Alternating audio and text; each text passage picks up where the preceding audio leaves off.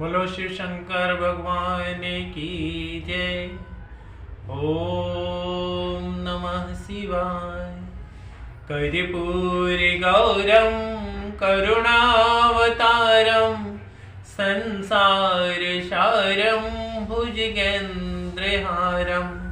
सदा वसंतं हृदयारविंदे भवं भवानी सहितं नमामि भवं भवानी सहितं नमामि।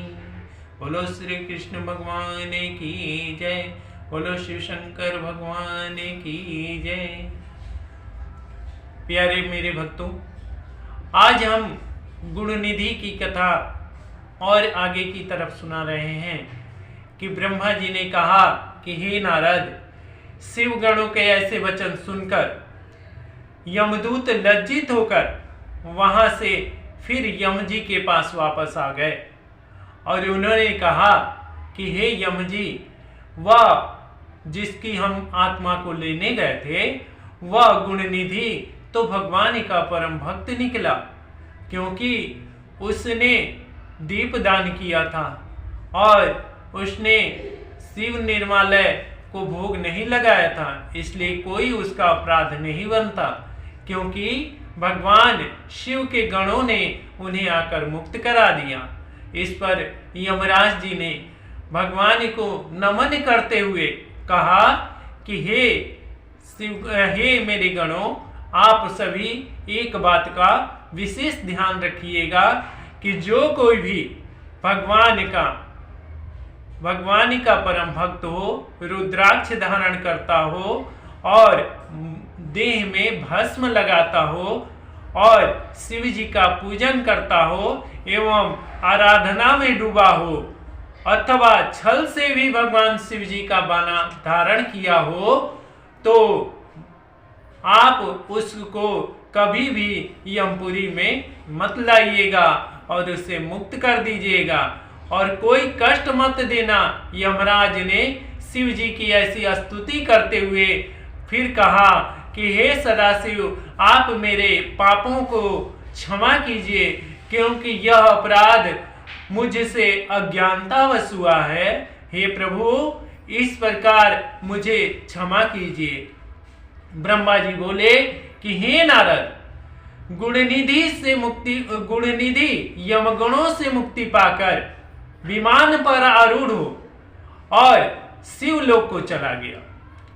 बहुत समय तक स्वर्ग में अनेक प्रकार के सुख भोग कर और वह कलिंग देश का राजा हुआ।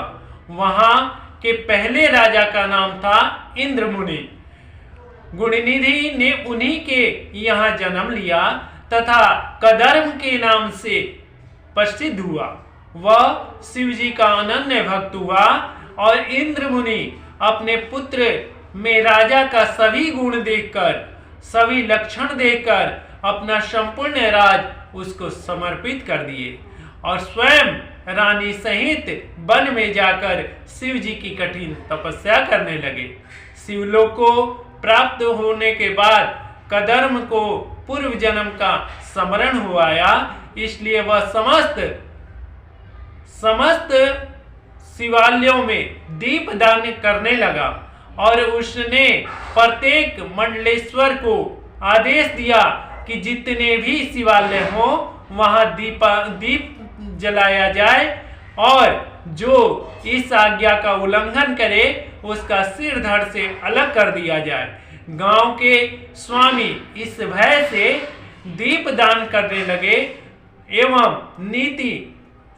नीति द्वारा सभी कार्य करते थे।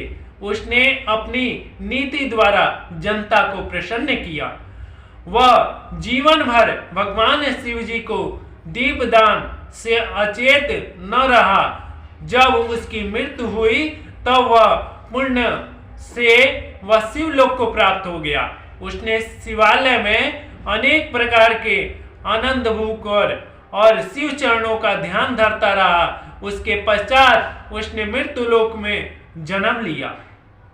ब्रह्मा जी ने कहा कि हे नारद, अब मैं तुम्हें अपने पुत्र पुलस्त्य के पुत्र का हाल सुनाता हूँ। मेरे पुत्र पुलस्त के विशर्वा नामक का एक पुत्र था।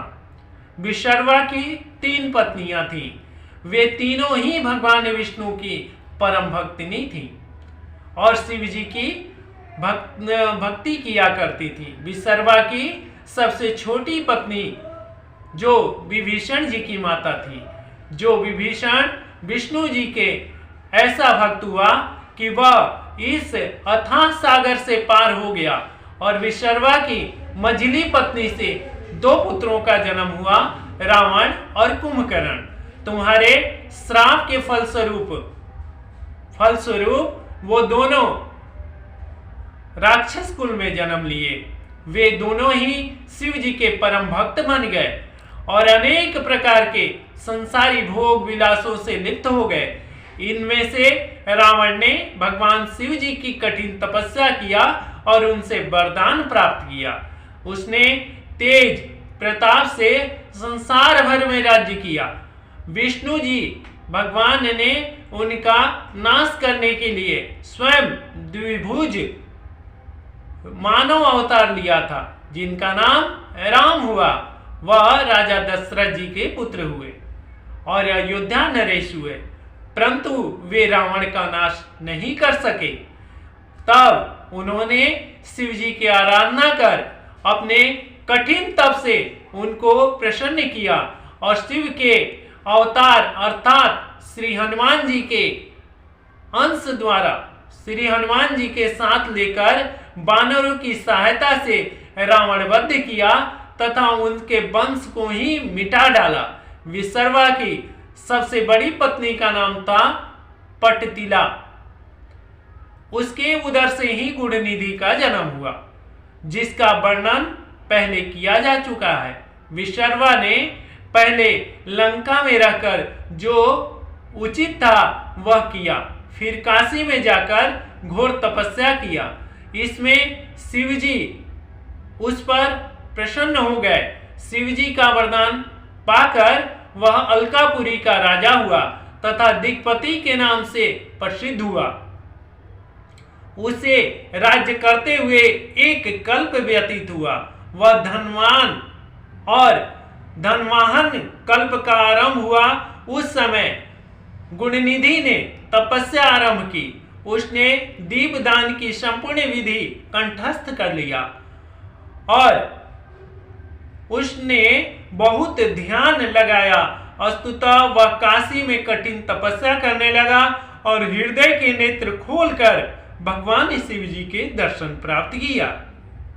अपने हृदय को ब्रह्म ज्ञान से परिपूर्ण कर लिया और उसने मन को शांत कर लिया और ब्रह्म ज्ञान द्वारा भगवान शिव जी की आराधना और स्थापना किया और षंडोपचार पूजन भी किया।